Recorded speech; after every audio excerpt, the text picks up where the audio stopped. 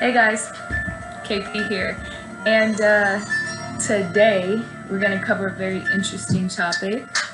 We're going to be talking about narcissistic personality disorder, or NPD.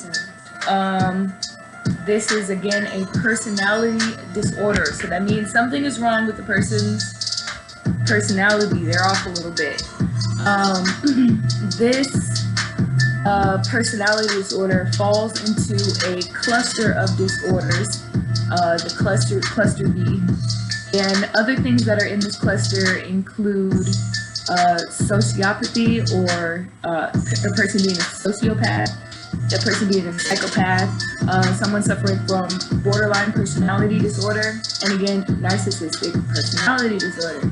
They all fall into this cluster B in the diagnostic manual of mental disorders. Again, remember, this is a disorder. Something is wrong with them and not you. Keep that in mind. We're going to touch back on that in a minute. Turn this down to make sure you guys can hear me. So first off, let me say that this is adults only talk. So make sure you get your kids out the room. I'll give you a second. Meanwhile, let's enjoy this beat. Maxo Coolin', shout out to him, the Goosebumps trap beat. Kids, you gotta go.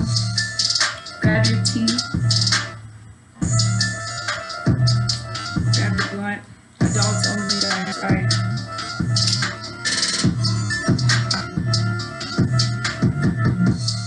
Alright, so back to it. Narcissistic personality disorder. Alright, so first off, let me say that, well, I think I said this already, and this is one of the most important parts. I'm trying to look up here, remember to look up here, that it means that something is wrong. I know that I'm have a giggle to myself, but this is a very serious matter. I kind of giggle to myself because I've gone through it with a person or two or 5 or 10, and now that I look back and now that I know, you know, what was going on, and I wasn't the crazy one, it was them, I'm actually able to look back and smile. But I know when you're going through this, it's no laughing matter, and so I don't want you to think that I'm being humorous about the topic. It's just a lot of these things I can look back at myself and see where I didn't see these things or where I was being foolish. So again, number one thing to remember, it's not you, it's them.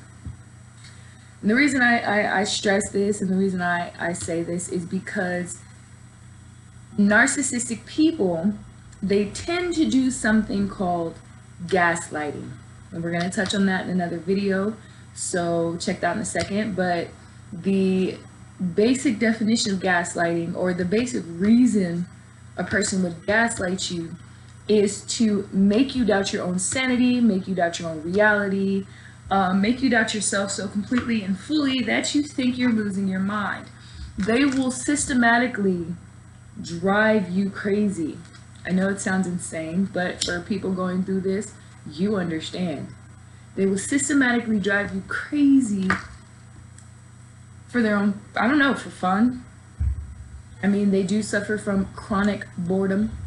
So it could be for fun. It could be because you have given them something called a narcissistic injury, which means that basically you've hurt their feelings. And I use quotate these because, my quotes, sorry, is because they don't really have feelings like that for you to hurt. So me saying hurt their feelings, you gotta kind of use that term lightly, but they do suffer in a sense when you injure them or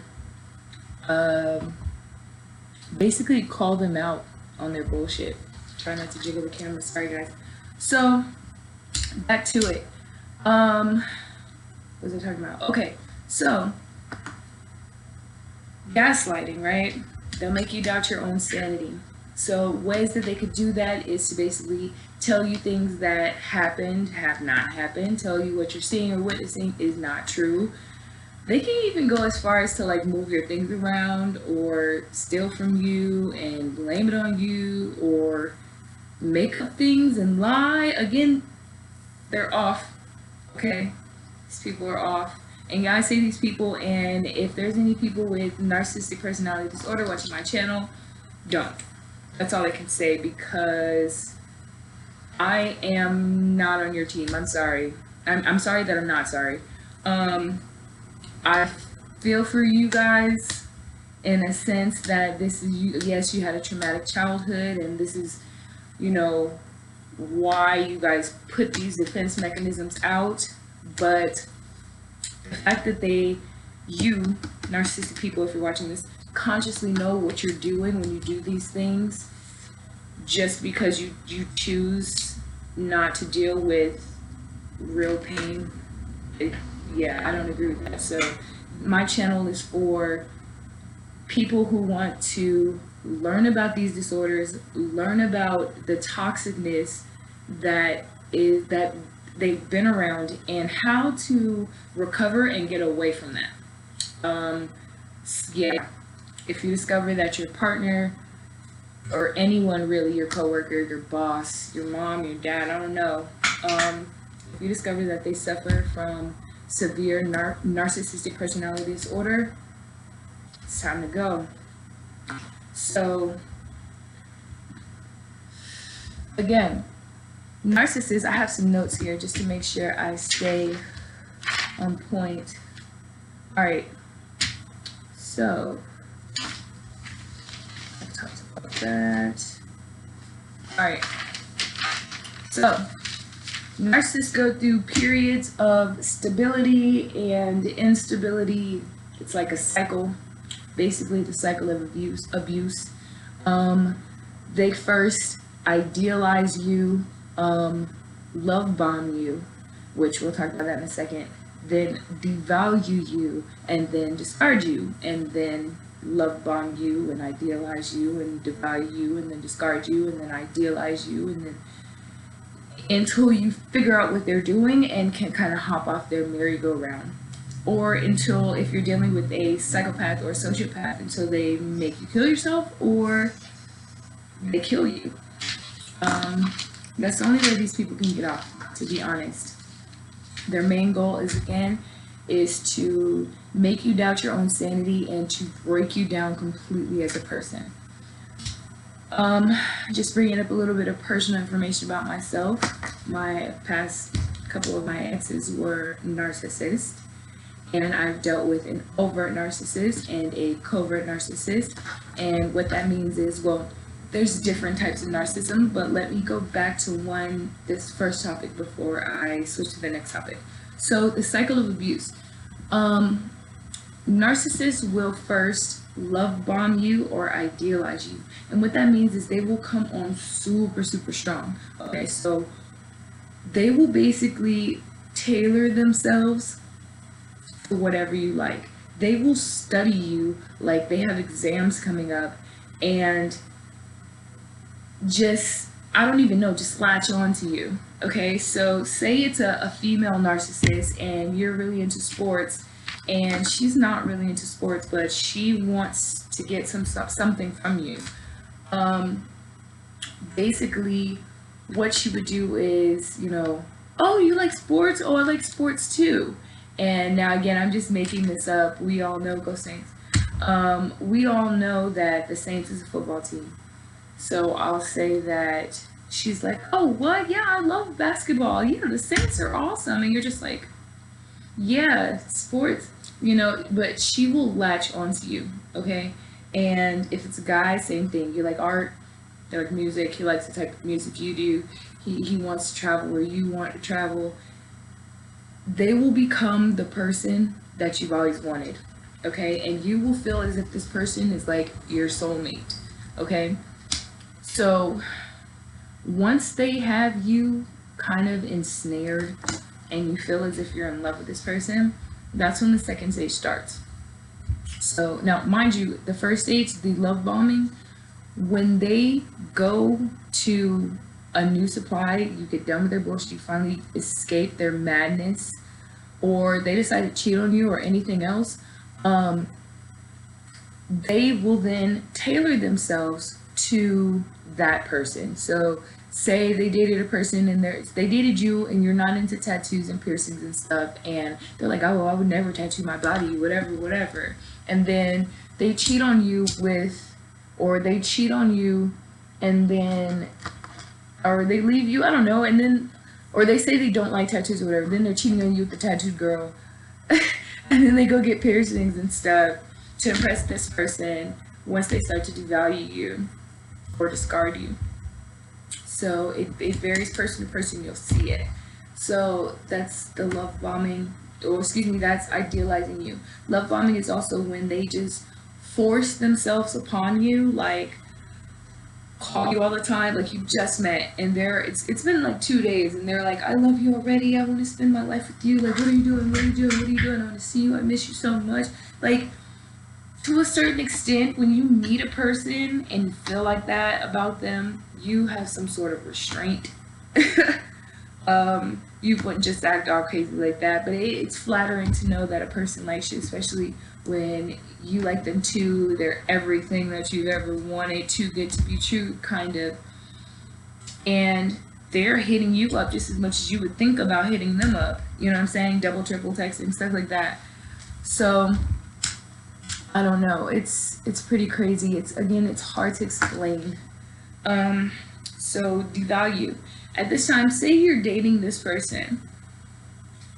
After a while, after you fall in love with them, after they feel like they've gotten you, they will do something called devalue you. Now, everything that they used to like about you, they don't like about you. So say you're an artist and you're always in clubs and promoting and whatever. They're like, oh, you're an entrepreneur, you're a hustler, you're just everything. It's so great to just to see you out there working and blah, blah, blah. So after a few months or whatever, a year or two with them, it starts to become a problem. Everything about you starts to become a problem.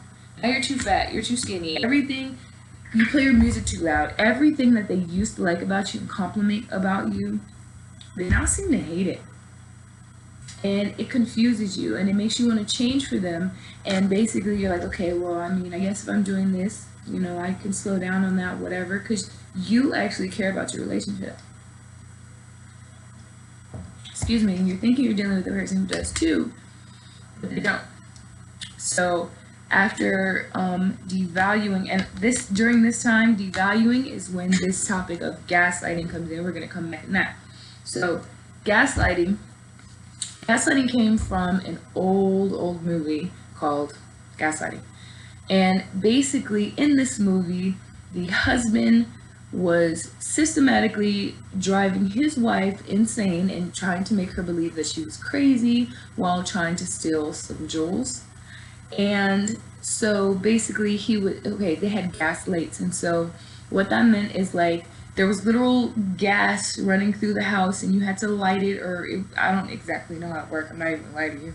I was born in like 89, so it's kind of sad, but I do know like a part of the movie was so if you were to turn the light on in another room, say for instance this light would dim a little bit because it's using some of the gas that's running through the lines, so it would make this one dim as the other light needed to get brighter. You walk into the room, cut it on. So he would tell her that the light wasn't dimming, and he would have people help him.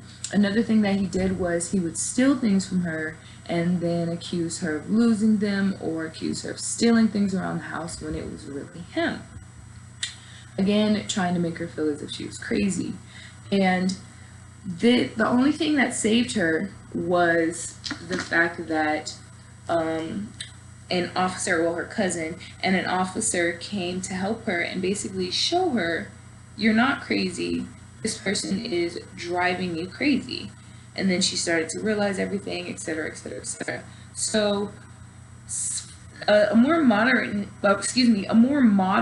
example of this gaslighting would be, for instance, if you found text messages or something where a person is cheating on you with or talking to the girl that you have been suspecting of them, or the guy that you've been suspecting, and they tell you there's nothing going on, whatever. So you go through their phone or see messages, which you shouldn't be snooping through people's phones, but whatever, it's none of my business. You so happen to see messages, sexual messages between your partner and this other person. And so you plan on confronting them about it, but by the time that you get there, the messages are deleted and they deny that it ever happened or that you never saw the text messages. And so they give you the phone and say, prove it, and you find nothing. Or maybe, let's see, you know what? Here's a good example here. This nigga think he's slick coming in here with a hickey on his neck. Hey, is that a hickey on your neck? Excuse me. Is that a hickey on your motherfucking neck? So you got a hickey on your neck, right? That's what we doing? You having bitches suck on your neck now? Is that how we get down? Quit mushing me, Is that how we get what down? Are you talking For real? about? You got a hickey on your neck? Really? You had a bitch sucking on your neck? Is that how we getting down? Weird, so you're telling me that's not a hickey on your What neck? is all these lights for, So blood? it's a hickey right there. I'm looking dead at it. So is that a hickey on your neck? Stop playing with me. Man, what neck, blood? That neck, your neck right here. I'm looking dead at it. You tripping. So you got a hickey on your neck. Tripping, So don't turn your head. You got a hickey on your motherfucking neck. So what bitch been sucking on your neck? Blood, this ain't even my neck. So who neck? Okay, so did you see how this guy like flat out denied this hickey on his neck? And I know that was a really extreme example, but it's a really good example. Not only did he deny the hickey being on his neck, I understand he was also sleepy too, so he was out of it, but he denied it being his neck. How does that even work? So again, see how he tells her she's always tripping, she's always this. So pretty much things like this have happened before, and he tells her she's crazy, she's losing her shit. And after so many times of things like this and loving a person, because you actually have feelings and things, you get ensnared and you kind of develop something called the Stockholm Syndrome, which we'll touch on that in another video. And basically what that means is you fall for the person that's doing you wrong. Okay, so you also find it hard to get away from the person this is doing you wrong because you're in love with them. Alright, so you guys wonder what I'm drinking? I'm drinking tea, by the way. Citrus, burdock root, what else? Cinnamon, what else did I put in here today? Nettle leaf, and peach. Yeah, dehydrated. It's really good.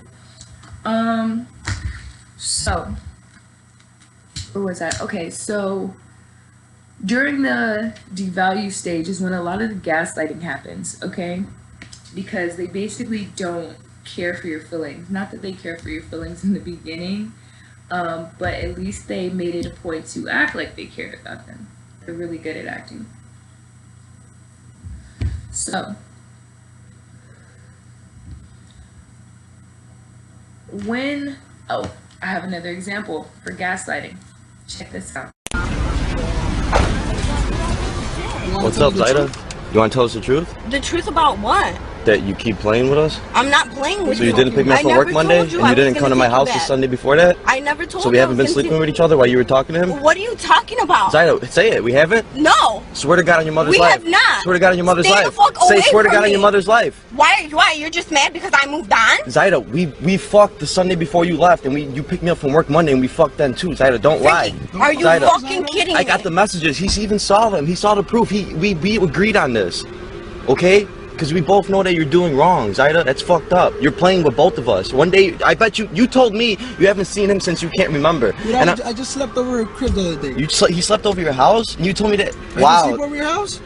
Zaida, you're foul, Zaida. You're grimy. You're shady, Zaida. Hey, you got caught up, plain and simple. How does it feel to fuck two niggas at the same time and then they find out? That's why you were mad, right? That's why you did this? Hey, you fucked up. You did this to yourself, Zaida. Nobody did this to you.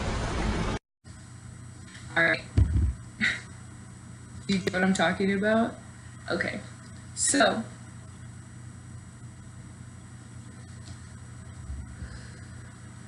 when these people are doing this to you, it starts to make you lose your shit, basically.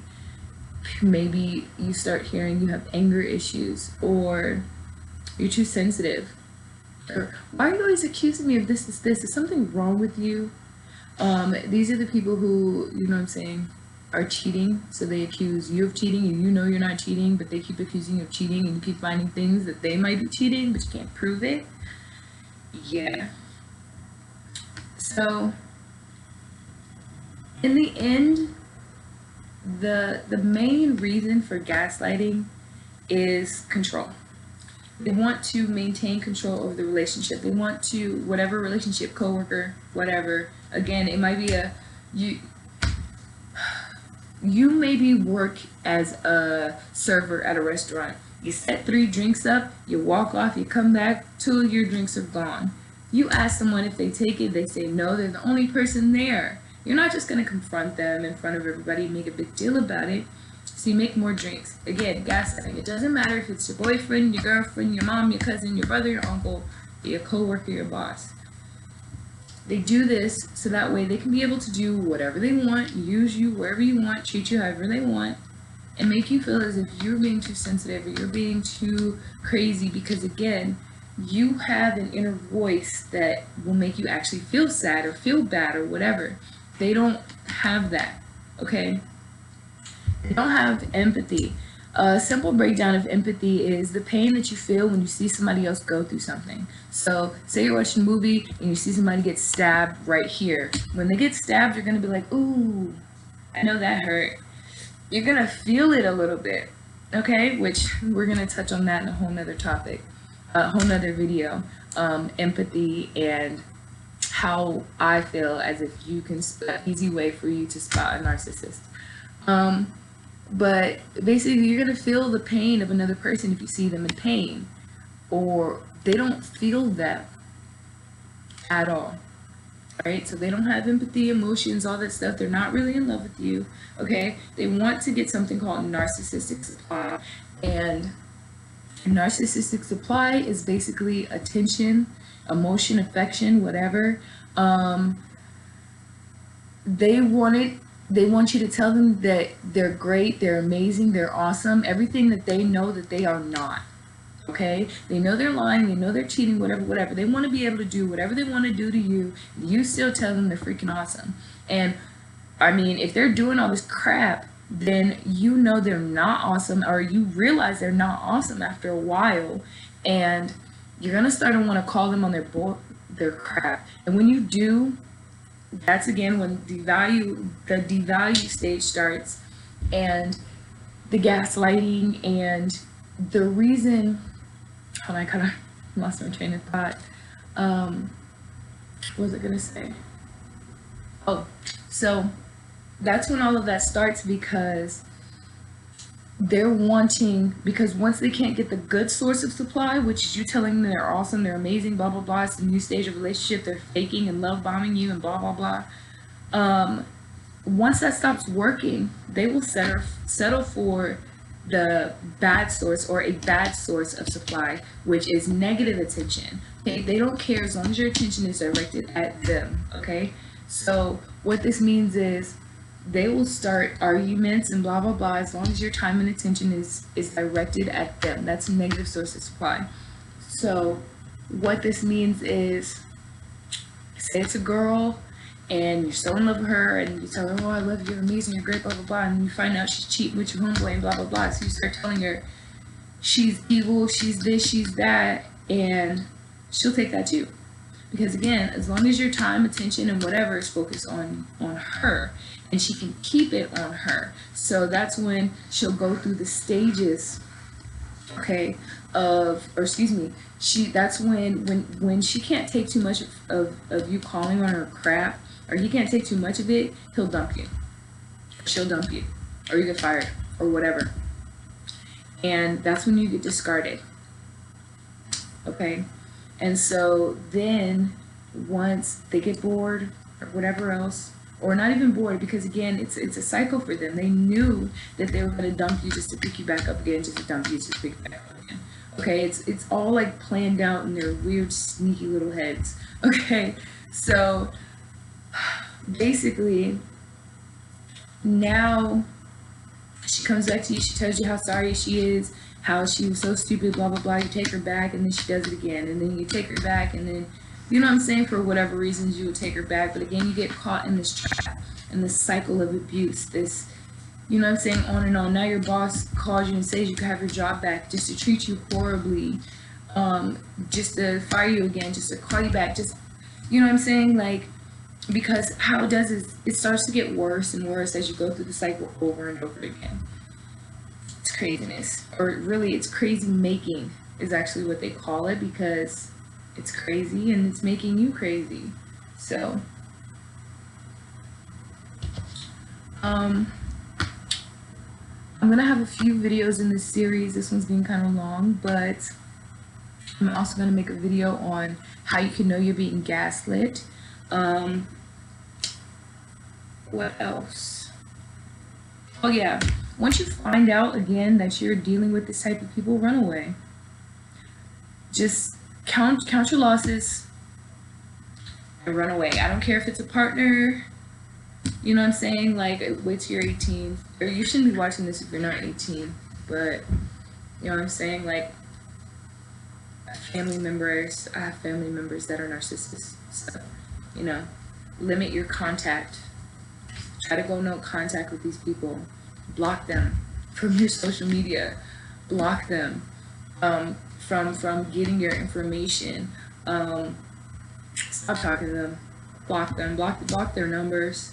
If you can't block them or go no contact, or just leave once you realize that you're dealing with a person who's literally just not in love with you, they just have fun toying with you. One of these relationships where they don't want you because they don't respect you, but they don't want anyone else to have you. It's time to go. Count your losses and just get out of there. And make sure they can't find you.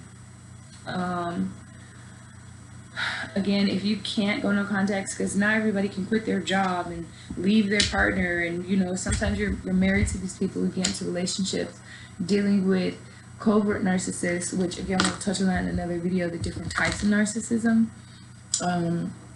But covert narcissism means kind of closeted, so secretive, not just out there narcissism, you know what I'm saying, out there like overt. You got these people will just punch you.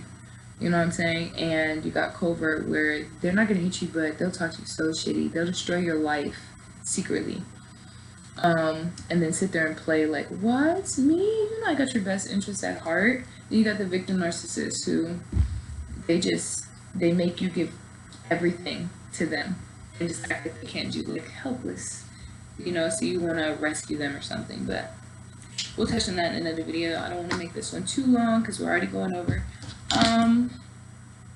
But yeah, so if you can't go no contact with these people, limit contact. Try to go gray rock, which I'll make another video. Tell me guys if you want that video.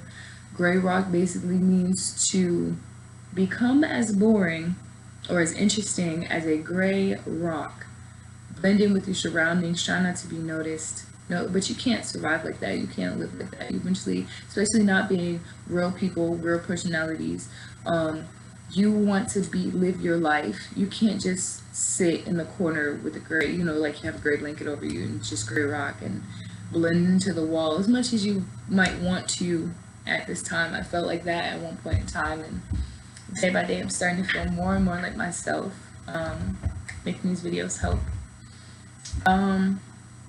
But yeah, so yeah, go no contact, limit contact, dump these people.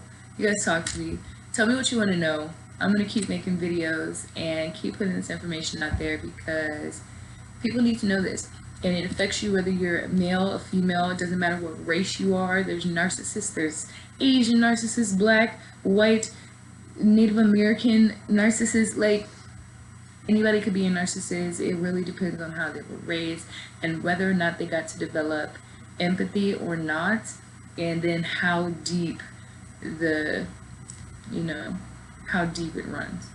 Because again, it's a spectrum, and the spectrum means from like white to dark. So like light narcissism, where they're just kind of a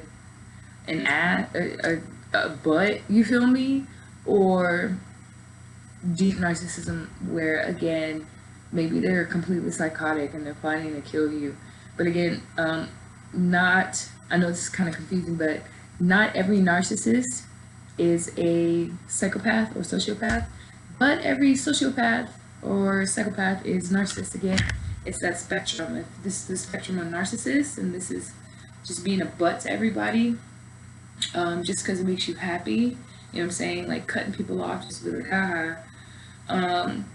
To psychopath, like you get off on hurting people, you're really sadistic.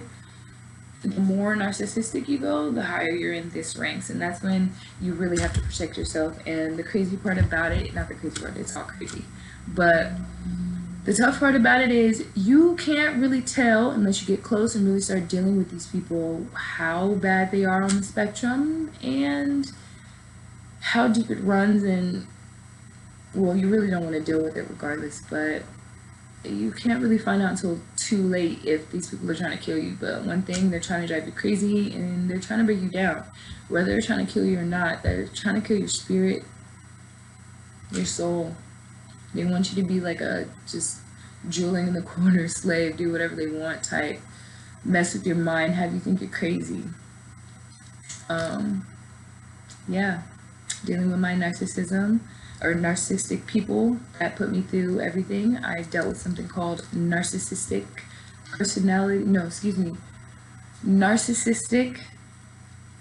oh gosh, it's a mouthful, excuse me, let me get it right. Narcissistic personality victim disorder. I think I got that right. So basically what that means is being a victim of narcissistic personality disorder and having the effects, you know, mess with the mind.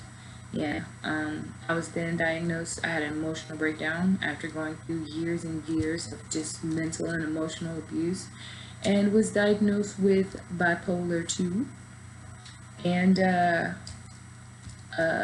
I mean, after going just years and years of abuse, and I was diagnosed with bipolar disorder, and I went through a deep depression, and again it made me feel as if I was losing my mind, until I learned about the cluster B spectrum, and again realized that I wasn't losing my mind, I was being systematically driven out of my mind. Yeah, sounds right. Yeah, anyways, I'm gonna wrap this video up, and I guess I'll say until next time. I'm out.